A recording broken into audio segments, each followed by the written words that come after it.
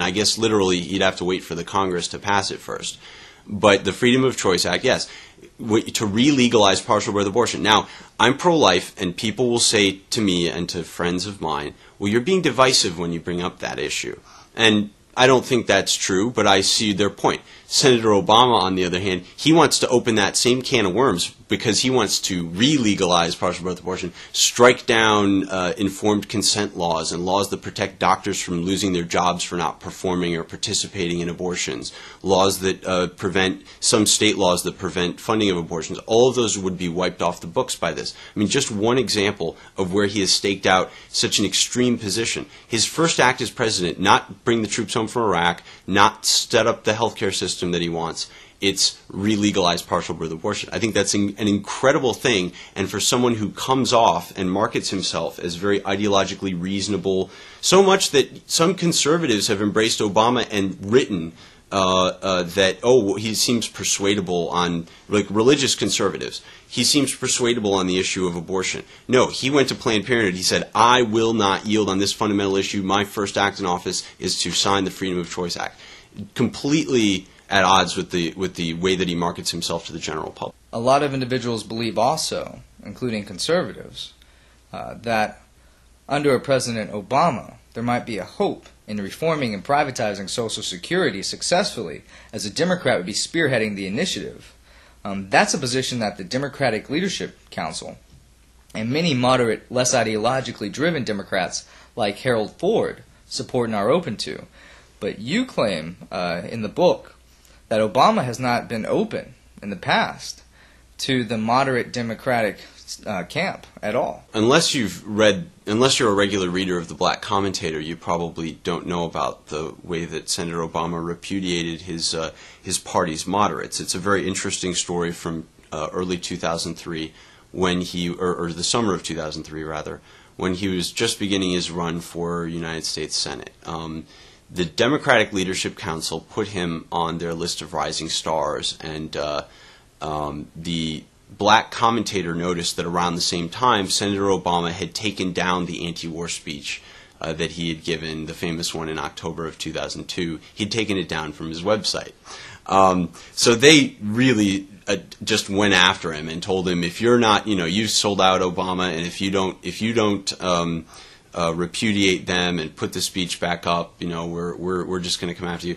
Obama and this magazine had it back and forth for several issues actually, in which Obama finally said, I am not and have never been a member of the Democratic Leadership Council. But it was sort of funny to see the tail wag the dog this way. This is an extreme radical little magazine where although they really did nail him on that, taking down the speech. Obama described it as, well, we needed to put up new content. I suppose that there wasn't enough room on the website or something, but that is a very funny incident that I think is very telling. Obama is, all politicians to some extent, they're serving someone, and so ideally they serve their constituents, or they serve the nation, they serve the Constitution. More typically, they serve certain groups that are giving them a lot of money. That's something Obama does as well, or groups that deliver votes for ideological reasons and deliver big endorsements in primaries, that sort of thing. And that is, it's sort of another really funny example where Senator Obama is really beholden to some people who are really, really out there, crazy left-wing ideas. It's just kind of an amusing story. Same thing, though, you look at some of the groups that he went to when he was seeking support for his run for state senate. Before he knew that he could just throw everybody off the ballot, Senator Obama was running around town looking for endorsements, for example, from the New Party, which was made up largely of former members of the Communist Party USA. That was a splinter group, had sent a large contingent to this. It's written up in the meeting of the the newsletter of the Democratic Socialists of America in Chicago. He had to sign a pledge to get that endorsement, and he got it. It was a pledge to be involved in their agenda and to have a visible relationship with them. Just kind of interesting. Look, it's not a reason to think that the guy is evil or anything, but he's willing to associate himself with some really, really far-out ideas if that's going to get some extra votes. Does that make him different from other politicians? Not necessarily. The far-outness of these ideas perhaps does. Regarding the touchy associations and relations Obama has had with individuals like Reverend Wright over the years, while your book provides reasons not to vote for Obama, someone can say, look at McCain and his own associations and his own judgmental blunders. Upon entering into Arizona politics, for example, most likely for political reasons, McCain joined a community-recognized, very Baptist megachurch in Phoenix, although he had been a non-practicing Episcopalian for most of his life. Obama joined Trinity Christian Church, I believe, for most likely political reasons as well, to connect with his community and to not appear as a hypocrite while organizing other churches for political activism.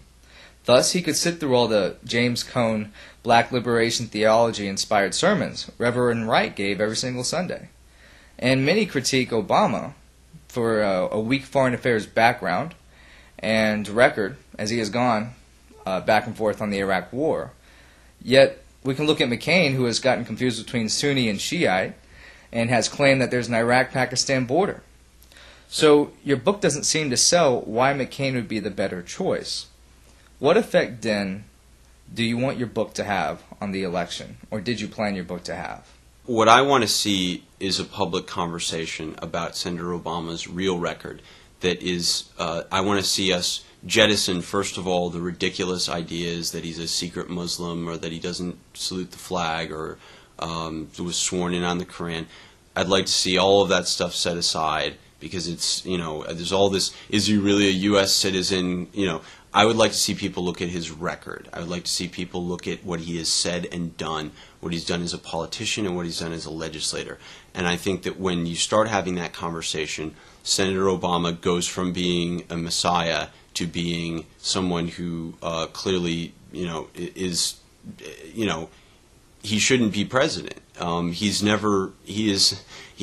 who is also very deceptive, who's marketing himself as something he completely isn't. In fact, the claims at times are so bold and audacious. When he says that he pushed through a welfare reform bill that sent people off the rolls, he opposed welfare reform. He's able to make claims that are just completely counterfactual, and somehow, he expects that he's going to be allowed to pull it off. When you bring up Reverend Wright and Senator Obama's association, there is a lot of talk about the idea of guilt by association, which is something that I don't believe in. I don't believe in the idea of guilt by association, even though, some people have accused me just for discussing the issue of engaging in some sort of guilt by association. But the real problem with Senator Obama's relationships is that the fact that he has them and the fact that he has so many of them is a sign that the man has extremely poor personal judgment. He's very good at calculating when it comes to politics, but what sort of man gets to choose his friends and chooses Tony Rezko and Reverend Wright and William Ayers and chooses campaign advisors who end up having to resign because of ties to Hamas and others who advocate reparations for slavery and think that Hugo Chavez is a champion of democracy when he's basically dismantled democracy in Venezuela. There's also the issue of all the mortgage and bank individuals tied in with the campaign. Exactly, and endorses people like Alexei Giannoulias for state treasurer, the Stroger story, Mayor Daley, Emil Jones. Who is it? Who could possibly get a choice of friends and allies and make such bad choices throughout his entire career? And I think, actually, I'm interpreting this in the most charitable way. If you wanted to be a little harder on him, you would say that, you would attribute motives to him and say that he did it for, he went to Wright's church for political reasons. I don't actually say that about Senator Obama. I don't say that I definitely don't believe that he believes in the same stuff as William Ayers. I mean, there's just a very, very slight, the influences he's had might have a very, very slight overlap with some of the less radical things Ayers believes. But I don't think that, I think making too much of those relationships would be a mistake. But the judgment it shows, when you conduct diplomacy, you have to make judgments about people. If he can't figure out that a guy like Tony Rezko, who's been sponging off taxpayers forever in ways both legal and illegal, that there's something wrong with that relationship. For 15 years he can't figure that out, that he can't figure out that Reverend Wright is a problematic figure. When the very first sermon he saw him give, the guy blamed white people for world hunger. It's in Obama's book. If he can't figure out there are problems with those relationships, I kind of see him as someone who goes into a room with Mahmoud Ahmadinejad and gets completely duped. Someone who says, as we famously heard, I looked into his eyes and I saw his soul. Do we want more of that? Is that look what's going on right now in Russia? President Bush clearly made an error in judgment when he talked to Putin. Senator Obama has just done nothing but make such errors throughout his entire life. Why would we think do something different as a diplomat? And all you other politicians trying to hate on my man, watch us win majority vote in every state on my man. You can't stop what's about to happen. We about to make history. The first black president is destined and it's meant to be.